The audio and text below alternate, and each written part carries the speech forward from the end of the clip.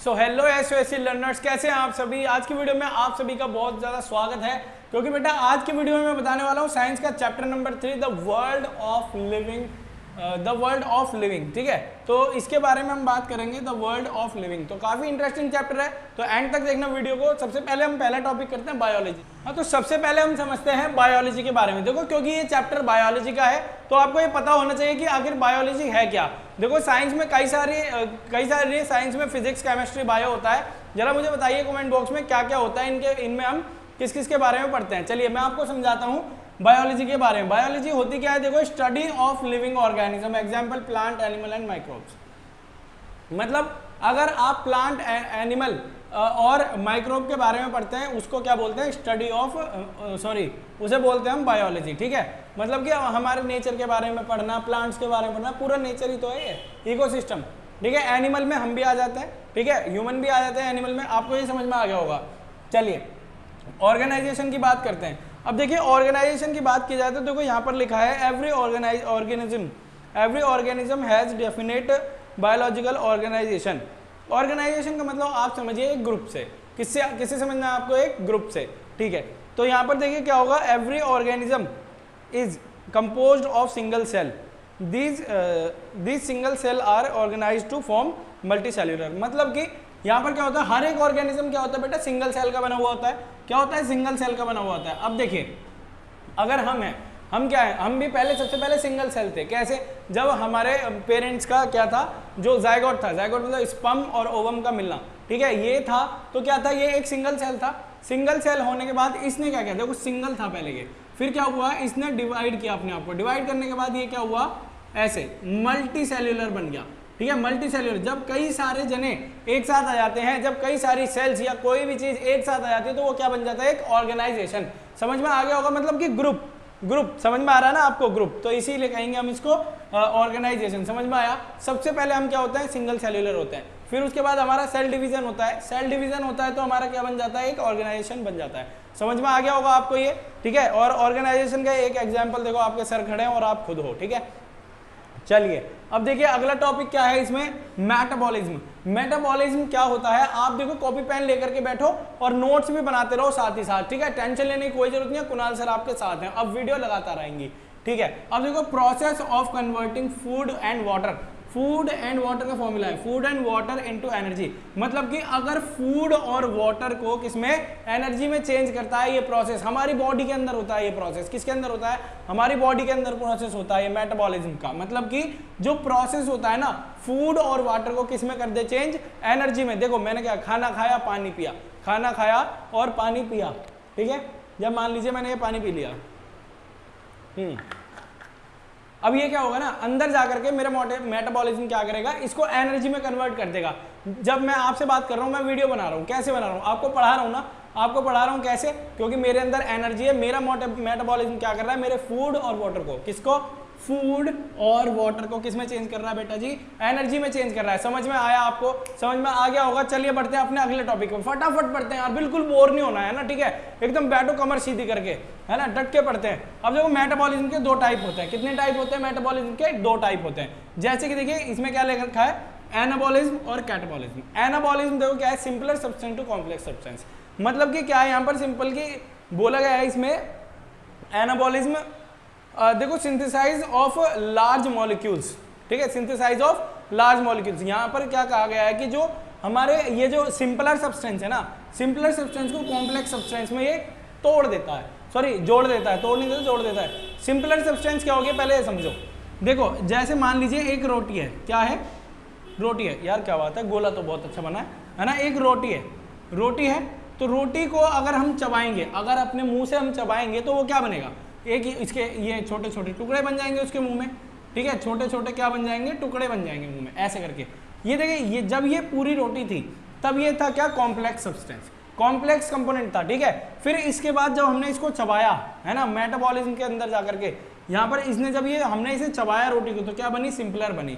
तो यहाँ पर समझिए, सिंपल सी भाषा में समझिए, जब क्या बोला इसने, देखिए एक इस बात को समझना, मैं यहाँ पर ये तो समझ में आ गया ना आपको कि सिंपलर और कॉम्प्लेक्स सब्सटेंस क्या होते हैं। चलिए मैं एक और चीज़ बताता हूँ आपको यहाँ पर।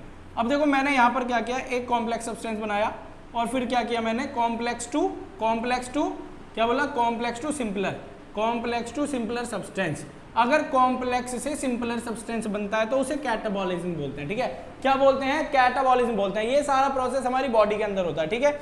और अगर सिंपलर सब्सटेंस से, क्या बोले, सिंपलर सब्सटेंस से क्या बनता है, कॉम्प्लेक्स सब्सटेंस बनता है, तो वो क्या, सिंपलर सब्सटेंस से कॉम्प्लेक्स कंपोनेंट बनता है, तो इसे एनाबॉलिज्म कहते हैं। ये आपको समझ में आ गया होगा, आपको इमेज भी दिख रही होगी, ठीक है। बढ़ते हैं अपने अगले टॉपिक की तरफ। तो देखिए हमारा अगला टॉपिक है ग्रोथ। हमारा अगला टॉपिक क्या है, ग्रोथ। अब आप बताइए ग्रोथ क्या होता है। ग्रोथ मतलब किसी की भी बढ़वार क्या होती है। ग्रोथ है ना, एक इरिवर्सेबल होता है। जैसे कि मान लीजिए अब मेरी हाइट बढ़ चुकी है, ठीक है, इतनी मेरी हो चुकी है, अब ये घटेगी नहीं, अब क्या होगा, ये घटेगी नहीं, इसे कोई कहते हैं हम ग्रोथ, ठीक है। ये आपको समझ में आ गया होगा, मतलब कि किसी की भी बढ़वार को हम क्या कह सकते हैं, ग्रोथ को कह सकते हैं। देखो, growth is defined as irreversible increase in weight, size और वॉल्यूम ऑफ ऑर्गेनिज्म। अब देखिए वेट की कहेंगे, वेट भी होता है, लेकिन ये क्या होता है, मतलब ग्रोथ है कि इरिवर्सेबल होती है। अब हमारी ग्रोथ है, मेरी हाइट बढ़ चुकी है तो वो घटेगी तो है नहीं।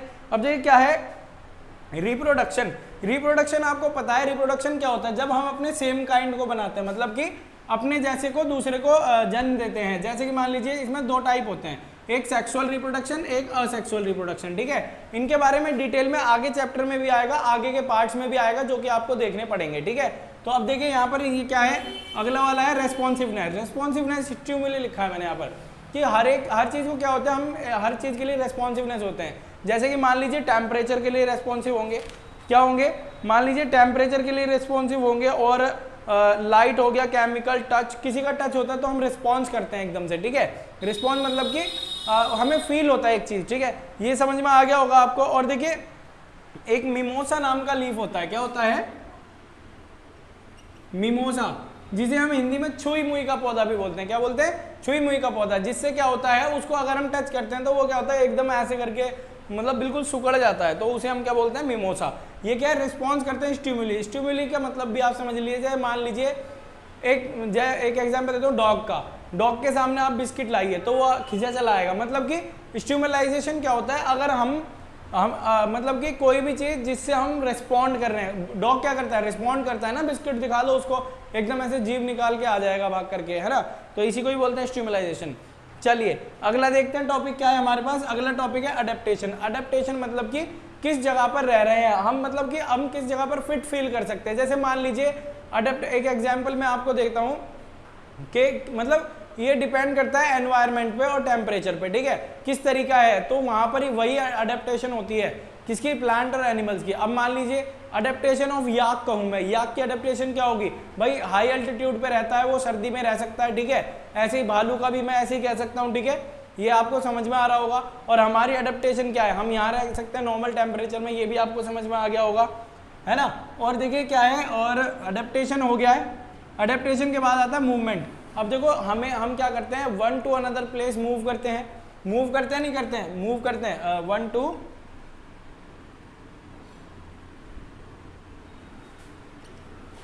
अनदर प्लेस, क्या करते हैं हम, मूव करते हैं ना। ये क्या होता है, मूवमेंट कहलाता है। और हमारी बॉडी की भी मूवमेंट होती है।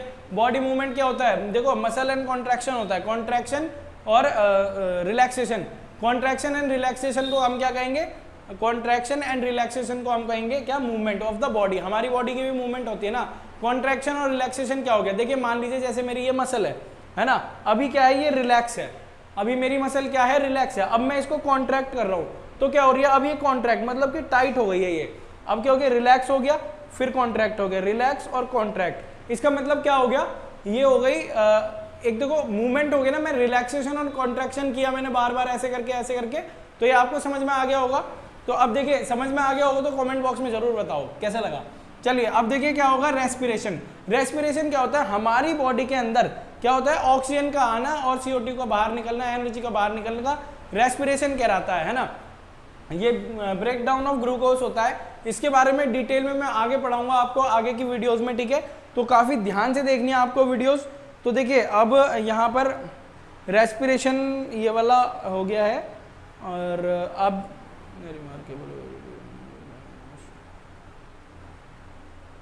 ठीक है, चलिए तो ये देखिए अब इसके बाद हम बात करते हैं अपने अगले पार्ट में, ठीक है। तो मिलते हैं नेक्स्ट वीडियो में। वीडियो को लाइक करो, चैनल को सब्सक्राइब करो। थैंक यू, जय हिंद, जय भारत।